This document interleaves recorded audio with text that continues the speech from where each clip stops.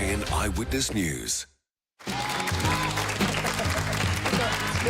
forget about a week being a long time in politics. Now it seems that each day there's a new drama for our politicians, with leadership pressures and also claims of bullying behind plans to quit. So, just who'd want to go into politics? Well, our next guest has written a book on that, with what might be the perfect title for these times: Run for Your Life. Please welcome former New South Wales Labor Premier and former Foreign Minister, Bob Carr. Thank you. Wonderful to be with you. It's said that politics is Hollywood for not-so-pretty people. Yeah, I think that's right. In my case, I can absolutely... That's not true. I'm the working confirmation of that. Knowing what you know now, after your long and esteemed political career, would you do it all over again? Would you go back into politics? Yeah, without a moment's hesitation. In the book, I tell the story of a kid from a working-class home on the Sandhills in a new release area of Sydney, getting it into his brain the best thing you could do with your life was being an elected politician. To serve your country. It was precocious, yeah. As a 15-year-old, I got that view. And I would do it all again. I'd do it all again. And the battles I had to clean up a corrupt police force, the nature conservation battles, everything I would embark on again. You were Premier of New South Wales for 10 years. In the last 10 years in Canberra, we've had 5 Prime Ministers. What would your advice be for politicians in Canberra, and perhaps for Malcolm Turnbull and Lucy as well, who you know from, who helped you get your first job?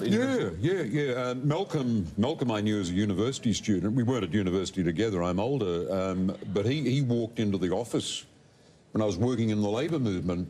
He'd been working at Paddy's Markets in a holiday job, and he thought the workers were being exploited, and he wanted to get my advice on what they could do, and I've known him for a very long time.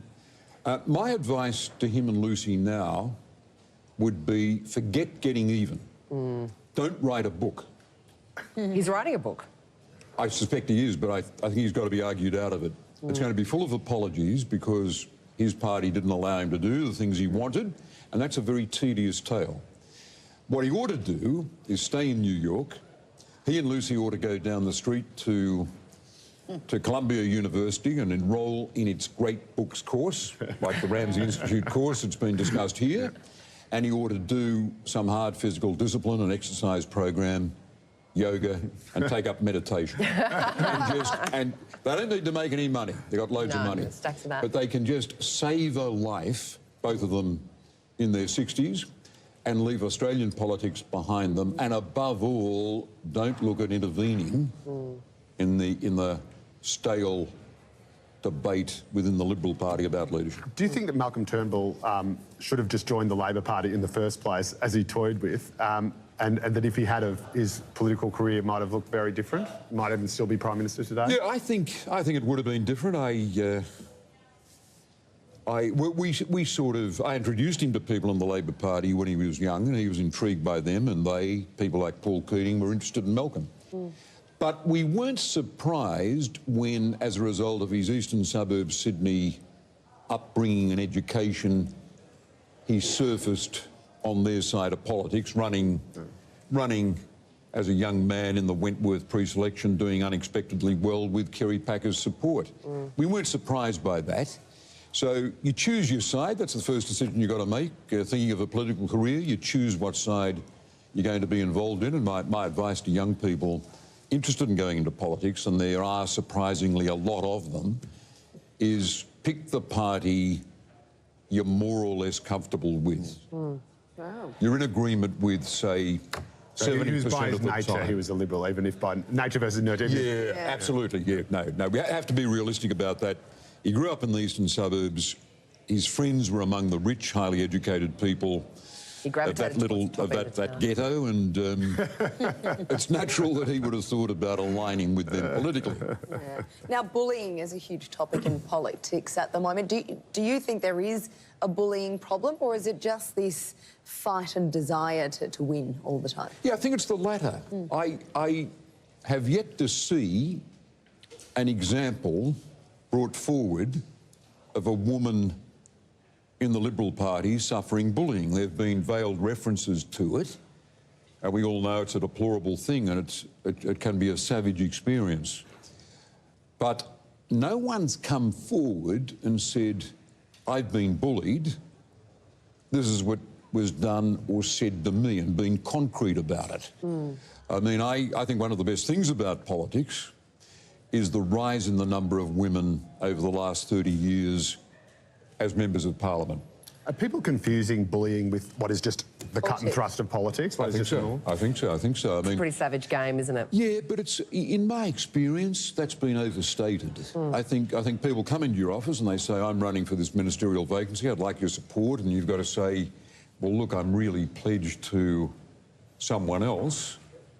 That's sort of the give and take, and someone's bruised, someone's disappointed, but it's all about choosing. It's all about making a choice, and someone's, in any ballot, someone's going to win, someone's going to lose. That's democracy.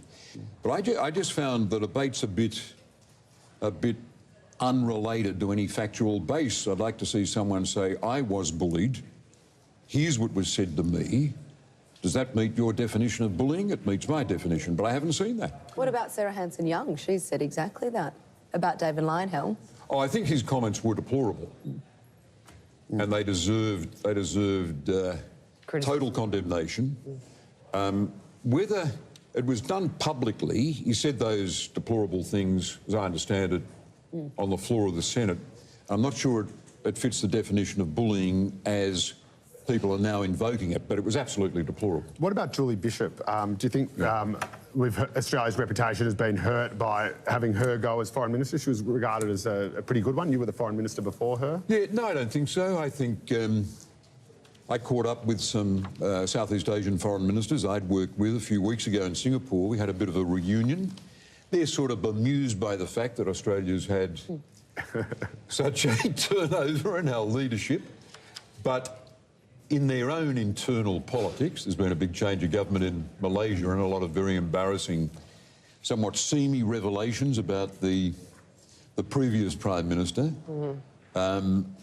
We can all make jokes about the political system we come from. Australia's not alone in that respect. It is funny, I heard overnight from some Italian friends who were making sly references. They're sort of asking if Australia wants any advice on minimising the frequent change in leadership, you might come to us, might come to Rome. Now, you can buy Bob's book now. All proceeds are donated to help the children displaced by the Syrian civil war.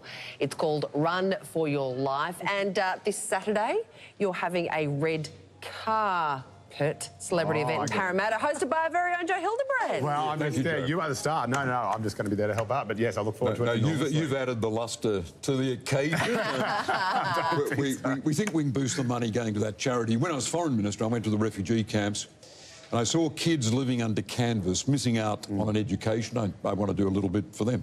God bless you. And yeah, you can go, if you want to come along on Saturday, you can go to that website there and help the children who've just suffered enormous pain. Yeah. And, You're a good man, Bob Carr. Thank you so much for joining us on the show. Great to see you. Thank you.